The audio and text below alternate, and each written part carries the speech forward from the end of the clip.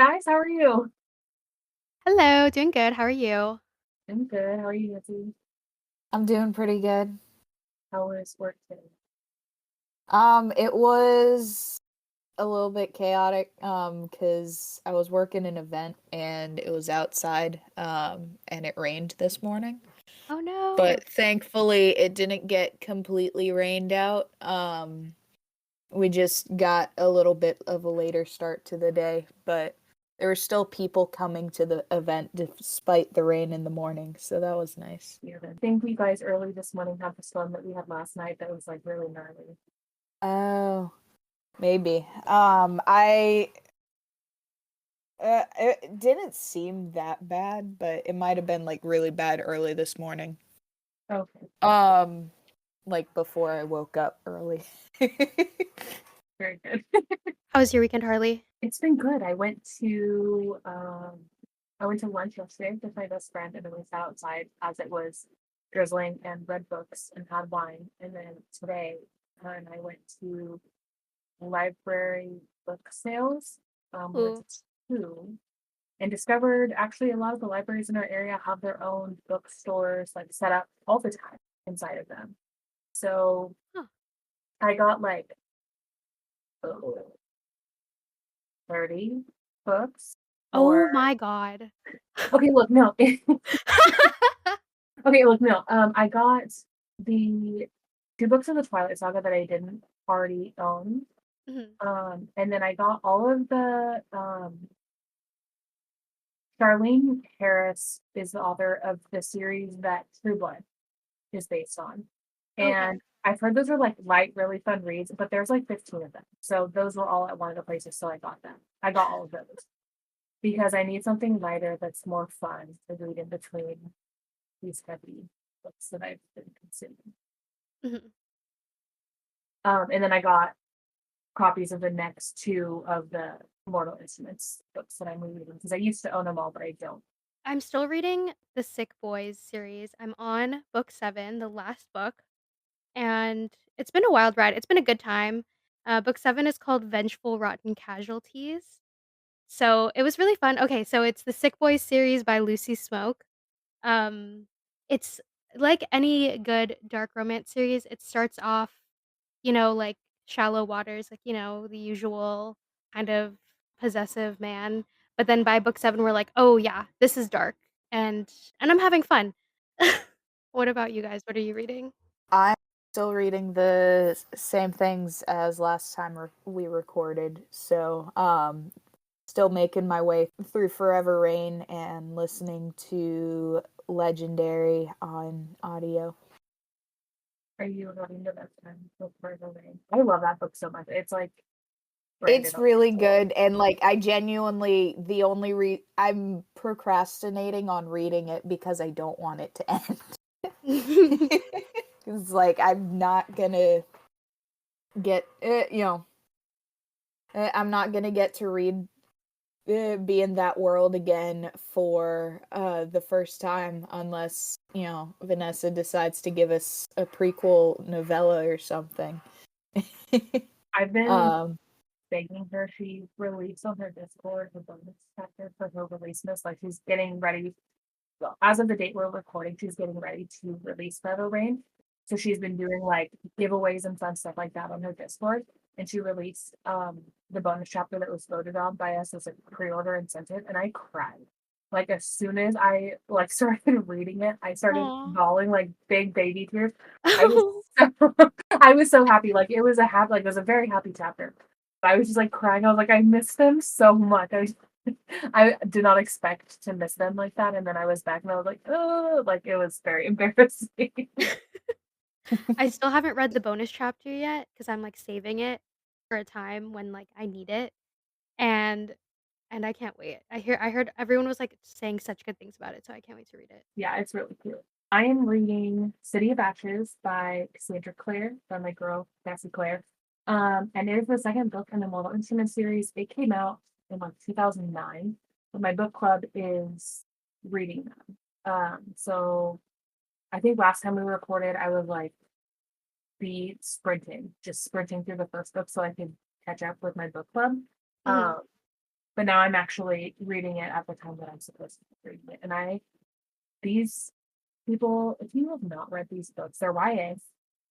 There is 6 in this series. And there's several other different series that take place in the same world. They are so much fun. They are so much fun. And they take place in New York. So like the world building, while it's really, really descriptive and immersive, you also already kind of have an idea of what you're reading. Mhm. I haven't read I those books will. since high school. I need to do a reread. Yeah, I read the first 4, I think, when they were coming out. But Jenny's a really big fan, and I've been just like screaming at her about them. Do you have any books, bookish events or arcs that you guys are excited for? I'm really excited to read the City of Mirth and Malice arc that I have sitting. It's my next one after I finish the arc that I'm currently reading, which I'm not naming because I'm not sure if I like it or not, and I'm not going to badmouth any authors. I'm not sure if I will do what I'm reading or not, but I'm like, I want to get through it. But I'm really excited for Alexis books. I a couple arcs lined up. So Katrina Capelli, and if I'm saying that wrong, Katrina, I'm sorry. She has a book releasing on May 2nd called Midnights. And so I've got an arc of that lined up.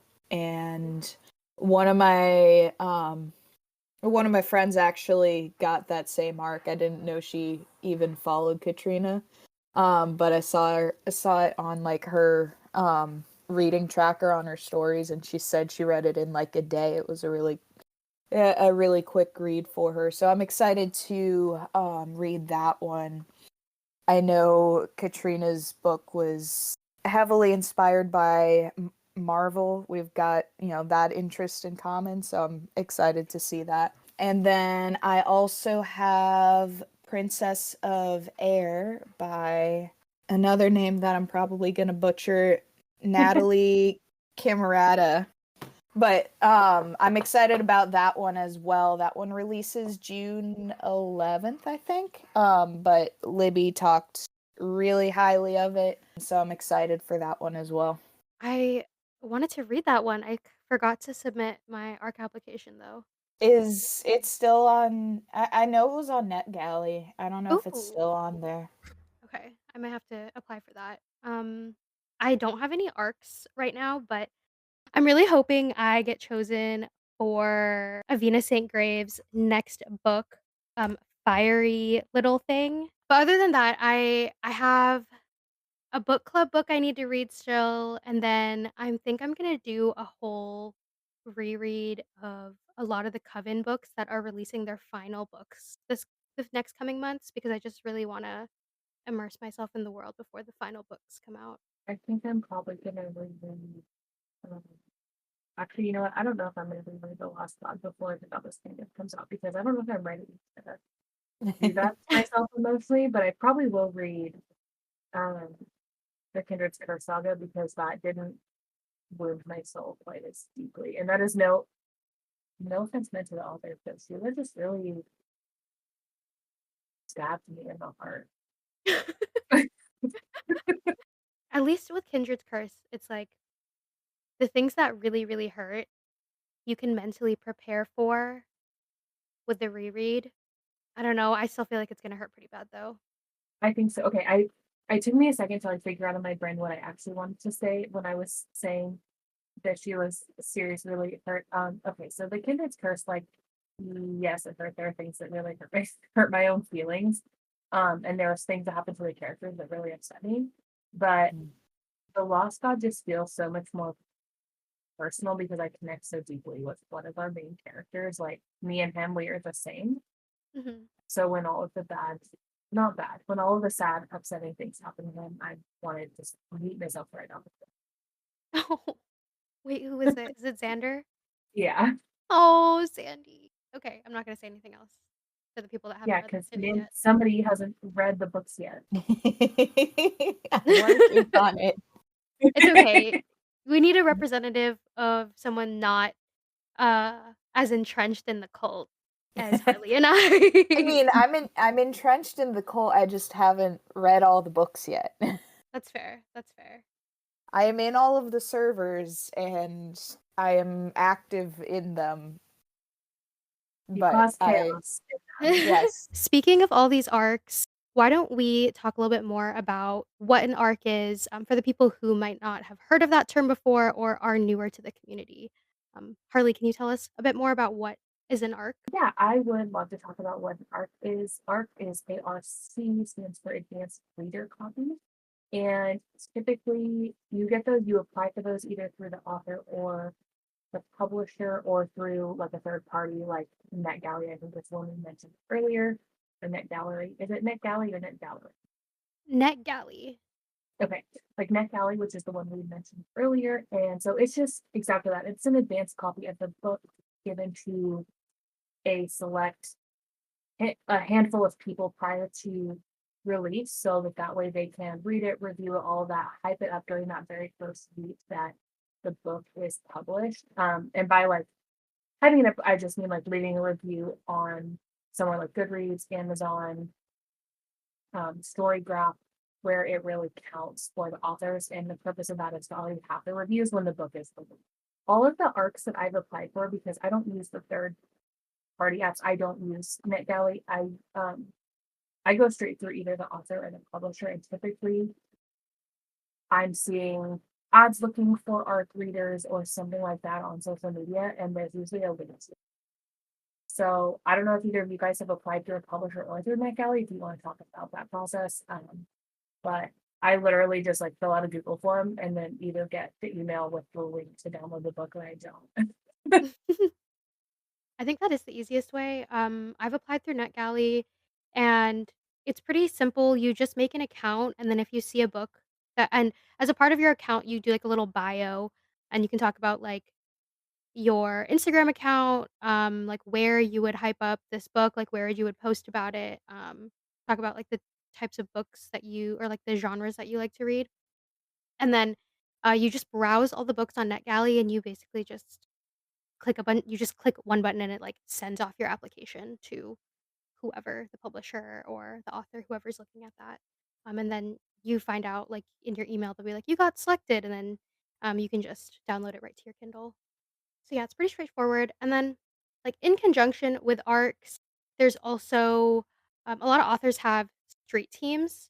So I am sure we talked about it a little bit here in the first episode, but street teams are groups, a subset of like readers that the author has chosen to be their like social media hype team. Um, Usually there's an application that goes out. Some authors, if you interact with them a lot on social media, if you just like ask them if they're looking for street team members, they'll add you to their street team if you fit the vibe that they're looking for, like someone who posts about fantasy books or, for example, something like that. I would also say it gives you get to connect a lot of the time with the other members of the street team. It's a little bit, and I know Nancy's going to get into this, but it's a little bit more of an intensive process than just like applying for an ARC, because you're expected to additionally like hype up the author on social media. Not You are absolutely expected to review the book on social media, but you're also expected to be like a hype person. So sharing their posts, posting about it yourself, all of those things in addition to reading the book. They also want you to read the book. And Nancy, okay, what do you think makes an arc different than like applying for an arc different than applying to be on someone's street team? I would say the difference between like being an ARC reader and being on a street team. An ARC reader, you're committing to reading the book and giving an honest review of what you thought about the book. Not necessarily like, I don't think you need to have a Bookstagram account to be an ARC reader. Like, you just need to post on Goodreads and Amazon and whatever other, review avenues the author requests. But like posting on Instagram, not typically required for ARC readers. street teams are people that, are basically the author's hype team, is how I've liked to put it. So, posting on Instagram, about the books, the author's books, and sharing their updates and all of that. So, basically, street team, author's personal hype team. And something I've seen a lot on social media, because I know we're all pretty active on our social media, we're all pretty active on Threads, but there's a lot actually going on for like months. This keeps coming up over and over on Threads, like talking about ARC readers, feeling books. Do you have to leave a review? What happens if you do not finish the ARC because you didn't like it? All of those things. And so I kind of did want to talk about that a little bit. I know we're going to talk about kind of the rules, but let's start here. I know our favorite authors, several of our favorite authors, some of the ladies who we mentioned earlier have been very vocal about defending their ARC readers. Yeah. I was just gonna say that, like, whole discourse on Threads literally was why I joined Threads, because I wanted to see the conversation, and I thought about chiming in, but a lot of like you just mentioned, Harley, a lot of the Coven authors were chiming in and standing up for their ARC readers on there. But yeah, a lot of the discourse makes the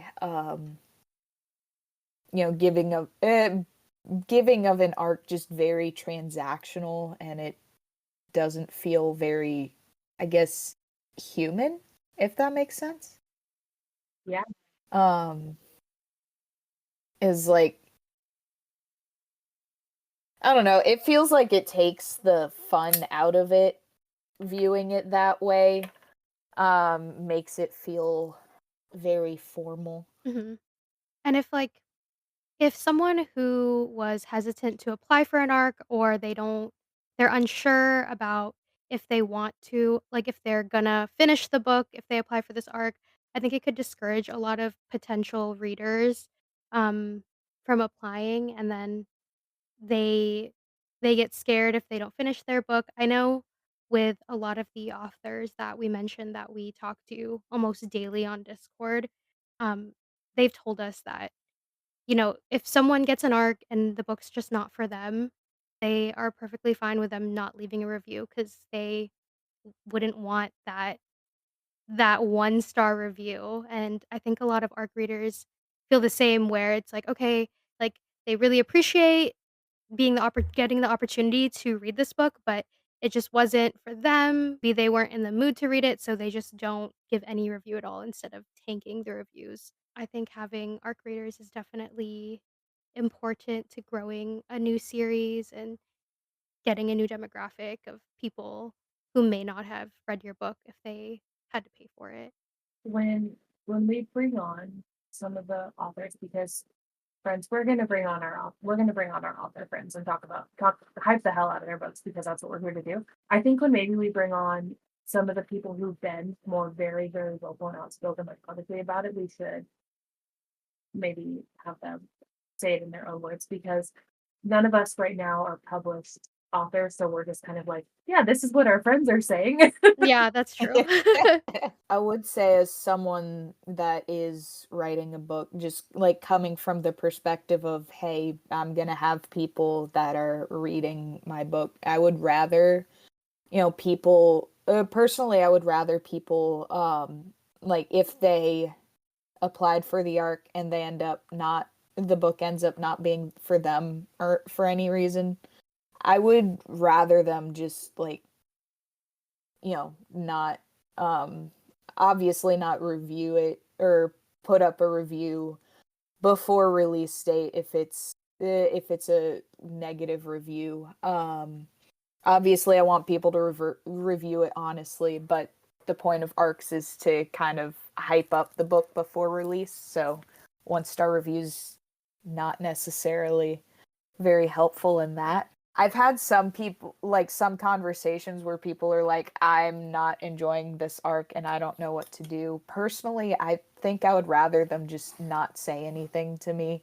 But maybe that's just me being a little bit sensitive, but I would be like, I don't want to be told directly that you didn't like the book. um, but like it can definitely be an interesting scenario, like I guess difficult situation if you applied for an arc and end up not liking it and then you're like, I don't know how to go about this now. Mhm. Yeah. I've had really good, I don't think luck is the right word for it. I haven't had an arc where I just didn't like the book. But I'm also extremely selective with what arcs I do apply for because my time is very limited on reading. So I think it's just like most of the arcs I've applied for are authors I've already read and love, or just authors that I talk to regularly. And so I'm like, I really like you as a person, and I like what your book is about, so I want to be an arc reader for it. Mhm. And then kind of on that same note, there are some rules when you do receive an arc, just depending on who you get your arc from. So I've had a couple arcs that I got from publishers themselves, then they say in the email, if you realize you're not going to finish this book, please email us back and just let us know so that we don't try to hound you for a review. And so it's Hmm. not going to the author. I'm not telling the author I couldn't finish your book, but it's more like just so I guess the publishing team has an idea. They're not going to try to force me to give a Yeah. review. They understand, and it seems pretty um, straightforward on their part. In general, it seems like the rule of thumb is like if you are not going to leave a positive review, and positive means either 4 or 5 stars. Some people would say Hmm. only 5, but it's typically only 4 or 5 stars. And you're leaving your leave it less than that. You wait 2 to 3 weeks after the publishing date. Mhm. That's the considered like the best practice because again, a big reason for doing arcs is so that authors have some reviews prior to release date, and it's not going to be great if it's all bad reviews. Mhm. But I've DNF a handful of arcs, unfortunately. And I'm for as much as I say like I have so many, I do, but I like a lot of books. I'm also pretty choosy about the arcs that I take on. So like if something sounds like I'm going to really, really like it, I'll apply for it. And a lot of times I get it. And then if I wind up not liking it, I'm almost never DNF, which means did not finish. I'm almost never DNFing an arc because I didn't like the story. Usually, if I don't like the story, I'll finish it. I'm usually DNFing it because like there was something in the story that was like distracting for me that was like kept pulling me out of the book. So maybe it was like rarely is it I didn't feel a connection with the characters. It's almost always like that just doesn't make any sense to me at all. Or like, why did you write it that way? Or like I don't like the author's writing style. Mhm. I was trying to figure out how to say that nicely. No, I think that's super fair because it's like, it's like anything. Not every book is meant for everybody, so you could definitely just not like someone's writing style. It doesn't mean anything against them. It's just you're not compatible with how they write. Yeah, and I don't think I've ever reached out to an author to say I didn't finish your book. Mhm. I've had a couple reach out to me and ask me about a review, and it was like small first time authors were like, yeah, I know she didn't leave a review or something like that. And then I was honest with them and I was like, yeah, I didn't finish it because it just wasn't for me. I didn't know. And I didn't think he was wrong about your review. And then they're like, And oh, okay, thanks. And then just like, that's all they said.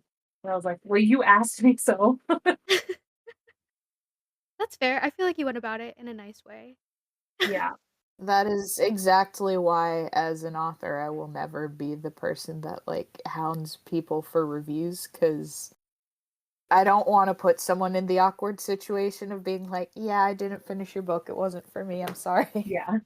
So, how did you guys first get into, like, applying for ARCs or applying for street teams? So I saw a targeted ad on Instagram for an author. I'm on her street team now, so I can name her. For an author named Allie Maddox, and she was looking for ARC readers and for street team members for her second book, which is called A Journey Through Dusk and Ember. And so she was looking. I just filled out like a Google form, and she was like, "Oh, okay," and then added me to her street team group chat and sent me the ARC. And then when some of the authors who I was already like friends with had already read a bunch of their stuff, like had read their whole entire back book they had out, started posting on their on social media or like in their Discord saying, "Hey, like I'm accepting these street team members." I was like, "Me, pick me, I'm it." What about you, Nancy? So my first arc was Marae Good, her book The Burns We Carry. It released last, was it June or July? I want to say it was in June last year. And her account was actually my introduction to Bookstagram. I'd been scrolling and found her and followed her. So when I saw she announced ARC applications for that book, I'd been, seeing her posts about it and getting excited about it, and I was like, yeah, I'm applying. And so when I got the email saying that saying that I was getting an arc of it, I was super excited. Let's see, so this author, she uses a different term for her street team. She calls it her content creator team, but it's the same concept. Sarah Pirtle. I read her debut novel last April in a day, which doesn't happen for me very often anymore just because of my time, but I had the time and I did binge that book in a day. And she, in preparation for her second book releasing, opened applications for her content creator team. So I was like, I loved the first book, so I'm going to apply because I want to, keep hyping her up. And now oh, well, we'll talk about that in a bit, but that was my first experiences with both.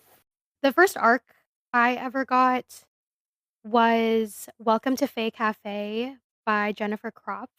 And I just remember seeing her posts all over Instagram, when she was marketing this book. I thought it was so cute, and one day I was following her, and then I saw that she posted ARC applications were up, and so I applied, and I was so excited when I got this ARC. This book was really cute, and it came out in October, and it's just, like, such cozy vibes while still in a fantasy-esque world. It's like it's kind of urban fantasy, I guess, but it's more of a mixture of fantasy within the real world, and it was really cute.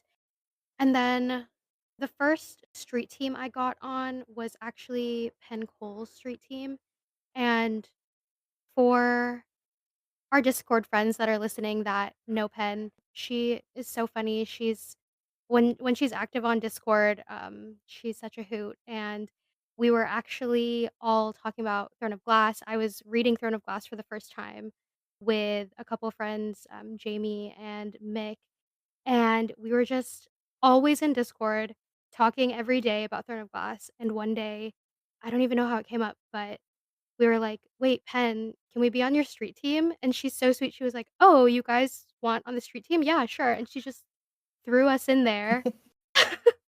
And it was actually the best day of my life. I was like, oh my god, I'm on my first street team." I was, like, yelling at my boyfriend, James. I'm on a bunch of the Coven Street teams now. So, currently, I'm on I guess Sheila Masterson's, Penn Cole, V.B Lacey, Nicole Platania, Tay Rose, M Emilia Jae, and Kara Douglas. I'm really still trying to weasel my way onto Helen's street team, so cross my fingers she'll accept me. I'm also trying to weasel my way into Avena St. Graves street team, so hopefully I can add some more to the roster, but whose street teams are you guys on right now? So I am on all of the Coven ladies except for Helen's, like you are. And then I'm also on two others. One is A.T. Bauman, whose first book is called Under Darkened Skies, and she's releasing her fourth in the series, so I really need to catch up because I've only read the first one, but we had a fun time when I was reading the first one, so she's like, yes, you can be on my street team because you're a good time. And the other one was the author I mentioned earlier, Allie. There's a couple of people whose street teams I really want to be on, but Helen's, and then I want to be on Victoria's too. That would be so fun. And Victoria then, Aveyard? yeah, I love her. that would be the dream. And then the last one is Amber, because her third book in her series is coming out next month, and she said they're going to open up applications. So I literally have the notifications on for her and her PR firm, so that way when they drop it, I can be like, "Let me in." I love that. It's gonna be real embarrassing when I get denied, and I'm gonna cut that if I don't. All right, and then the street teams I'm on, I am not on all of the Coven street teams yet because I haven't read all the books yet, but I am on Tay Rose street team, and I'm on V.B Lacey's street team, and I will be collecting the rest of them as I finish their books. And then I'm also on Sarah Pirtle's content creation team. Her first book is called Waiting for Sunshine, and she's currently working on the rest of the books in that series. And she should have, if last update I saw from her, the last two in that series are coming out this year. So she is churning those books out really quickly. And then I was also on Carissa Anne's street team for her Kickstarter launch. So I was posting for that. I think she's handling her street team a little differently and not a constant. I don't know what the word I'm looking for is there. I guess permanent street team. It was like posting for a couple weeks leading up to the launch of her Kickstarter to fund her book, but I was on that street team. And other than the other Coven street teams, I don't have any that I'm necessarily targeting being on. I mean, if Marae Good ever has a street team, I would absolutely sign up for that, but I will basically do the job of a street team member for her unofficially. So Is there anything else you guys want to mention about arcs or street teams before we go to our author corner today? Go to our author corner. It's like put me in the corner. Yeah. Sorry.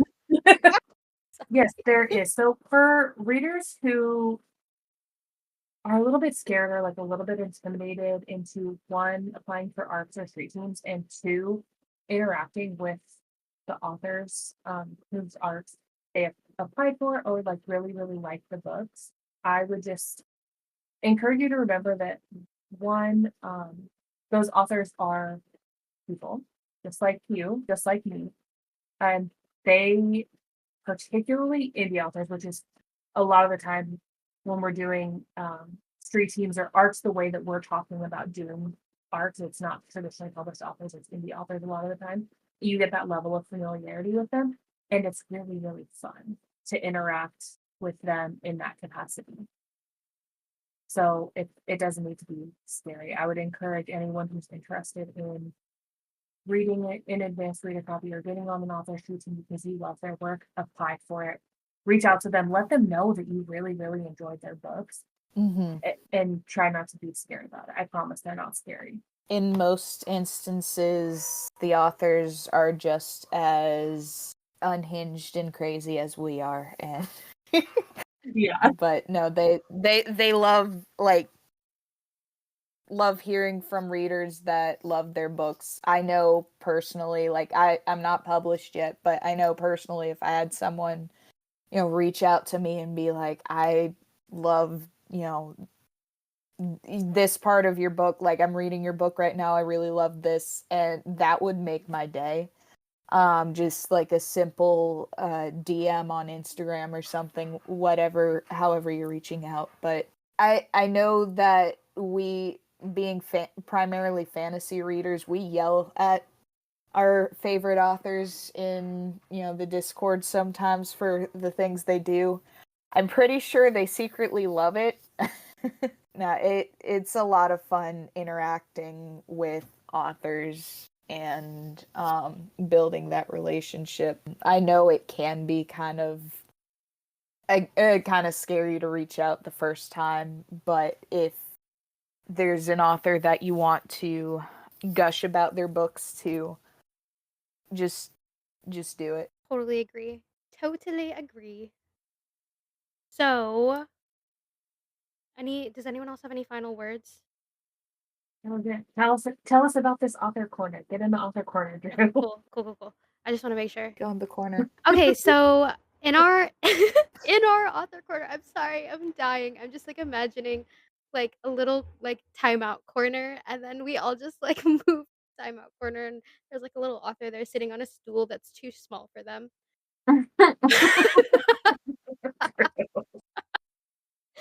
So who are we putting in timeout Okay, today? so the author that we have for our author corner this episode is Alexis Menard.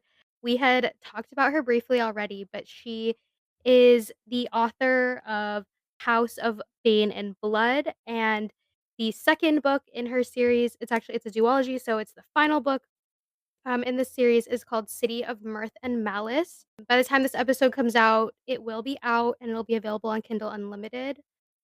Alexis is like a lot of the authors that we've talked about today, she's so sweet. I've talked to her a couple times on Instagram.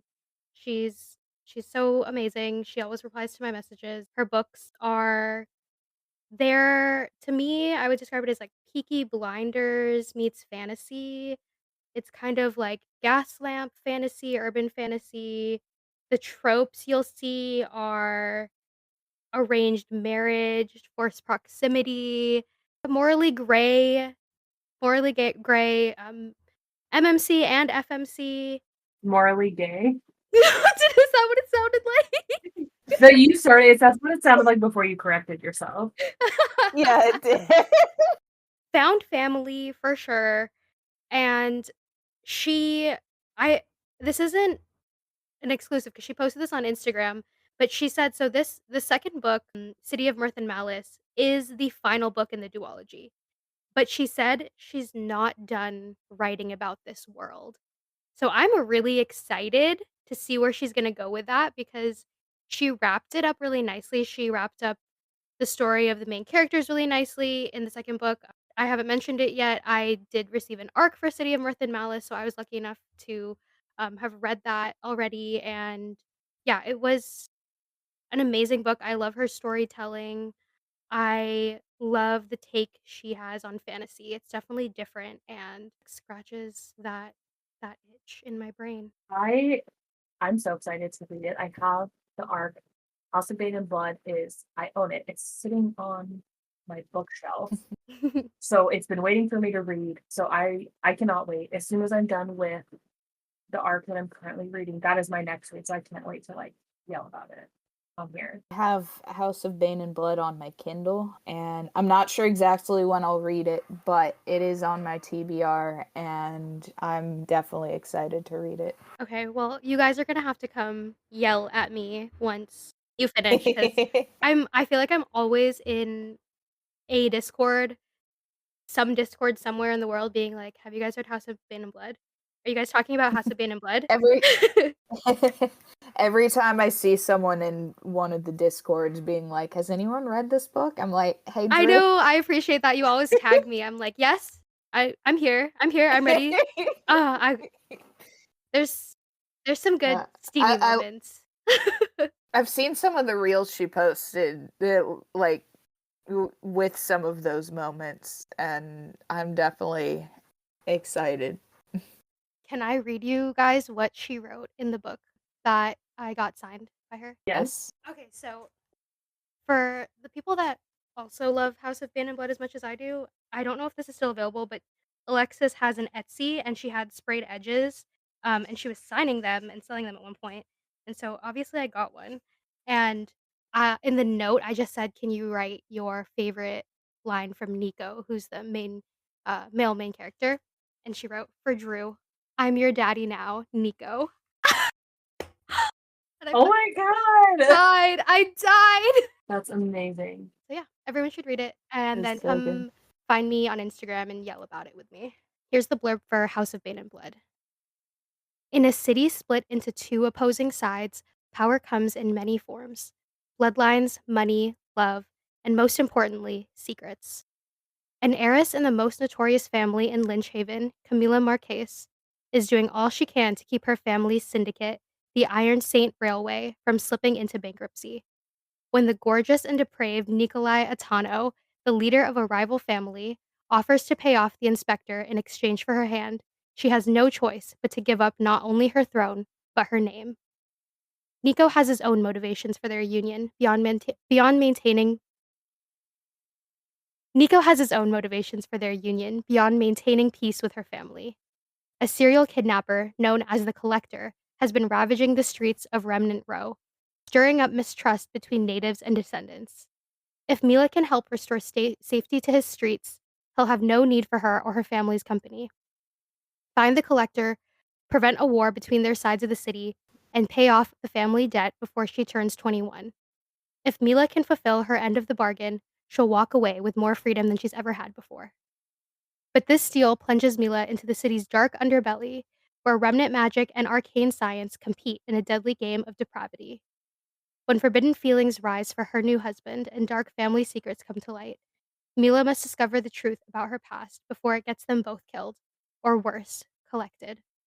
Set in a post-industrial age setting on a magical isle, Peaky Blinders meets the magic system of the Grishaverse in this rivals to lovers adult fantasy romance.